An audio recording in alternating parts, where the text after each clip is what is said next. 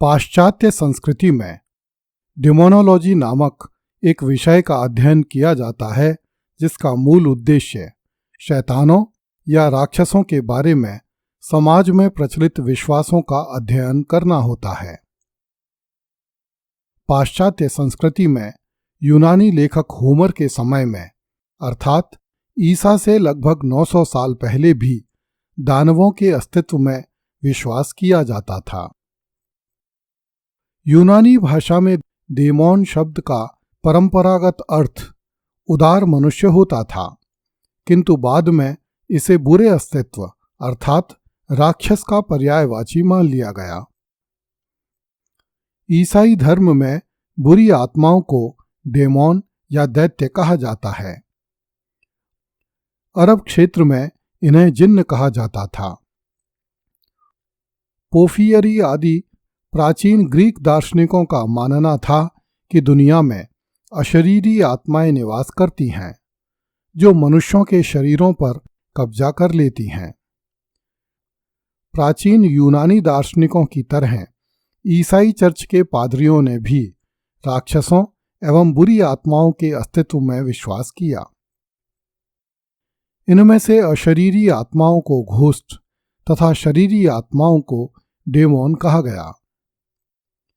यदि उन संस्कृतियों में इन शब्दों के रूढ़ अर्थों को देखा जाए तो यूरोप के घोस्ट वे बुरी आत्माएं हैं जो जीवित मनुष्यों के अस्तित्व पर अधिकार कर लेते हैं तथा वे स्वतंत्र रूप से दिखाई नहीं देते, जबकि अरब देशों के जिन्न प्रकट रूप से दिखाई देने वाले ऐसे अस्तित्व हैं जो छोटा या बड़ा शरीर धारण कर सकते हैं।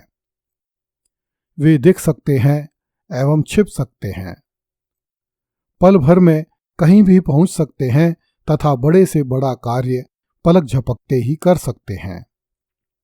वे अच्छे एवं बुरे भी होते हैं। ईसाइयों में चुड़ैलों तथा शैतान का, मुसलमानों में शैतान तथा जिन्न का और भारत में डायन तथा पिशाचों के साथ साथ बेतालों के अस्तित्व पर भी विश्वास किया जाता है। ये अस्तित्व कहीं पर शरीरी तथा कहीं पर अशरीरी रूप में दिखाई देते हैं तथा इनके स्वरूपों में भी अंतर है। अरब देशों की कहानियों में जिन्न का वर्णन अच्छे अस्तित्व के रूप में तथा देव का वर्णन बुरे अस्तित्वों के रूप में किया गया है।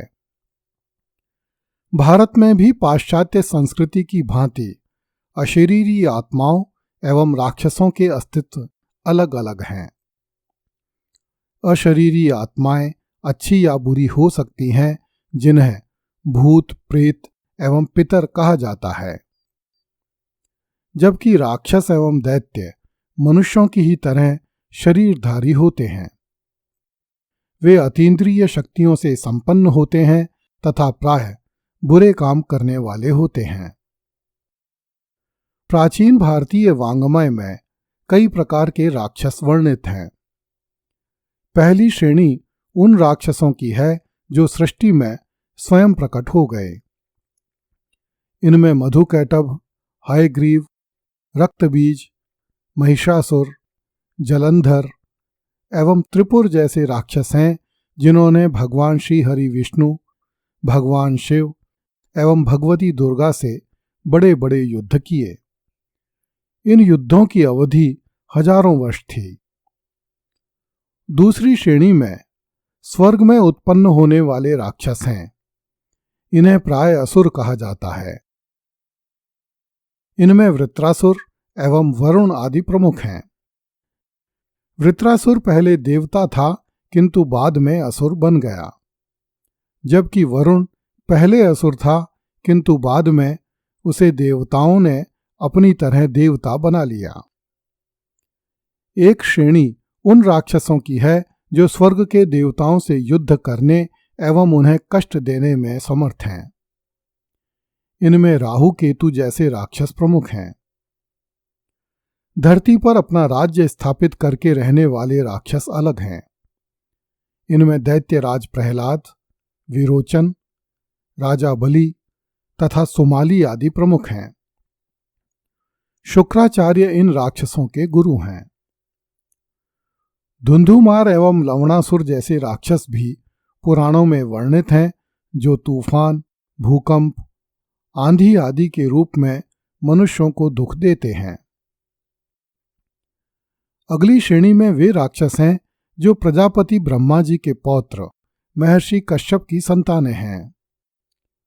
पुराणों के अनुसार महर्षि कश्यप की पत्नी सुरसा से यातुधानों का, धनु से दानवों का तथा दिति से दैत्यों का जन्म हुआ। दिति के पुत्र हिरण्याकश्यप तथा हिरण्याक्ष जैसे बलशाली दैत्य थे, जिन्होंने प्रत्यक्ष रूप से भगवान श्री हरि विष्णु से युद्ध किया। जबकि सुरसा के वंशजों में रावण, कुंभकर्ण तथा मेघनाद जैसे राक्षस हैं, जिन्होंने भगवान श्री हरि विष्णु के मानव अवतार श्री राम से युद्ध किया।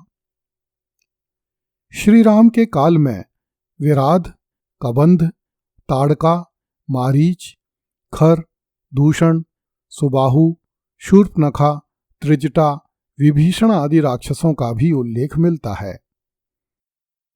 इनमें से विराध, कबंध तथा ताड़का पहले अच्छे देवी देवता एवं ऋषि मुनि थे, किंतु वे कोई बड़ा अपराध करने के कारण ऋषियों द्वारा शाप देकर राक्षस योनि में भेज दिए गए थे। इन्हें भी भगवान विष्णु के मानव अवतार श्री राम से प्रत्यक्ष युद्ध करने का अवसर मिला था।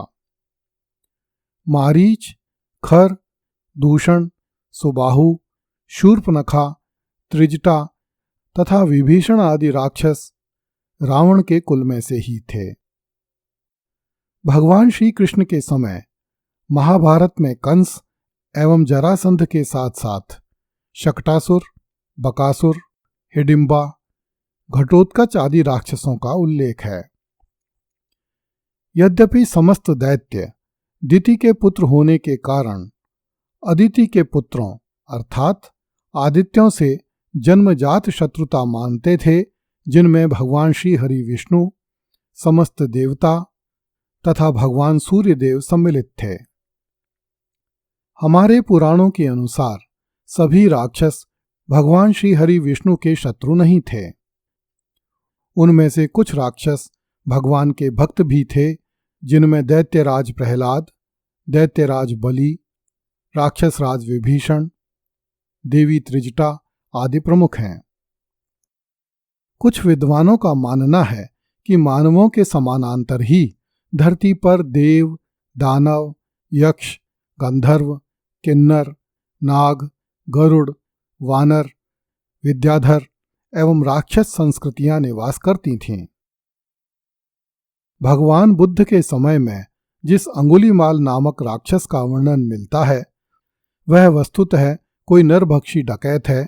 उसे बहुत से बौद्ध ग्रंथों में राक्षस बताया गया है। अगली कथा में देखिए, प्रजापति ब्रह्मा ने समुद्र की रक्षा के लिए राक्षसों को बनाया। कृपया इस चैनल को लाइक, सब्सक्राइब एवं शेयर करें। धन्यवाद।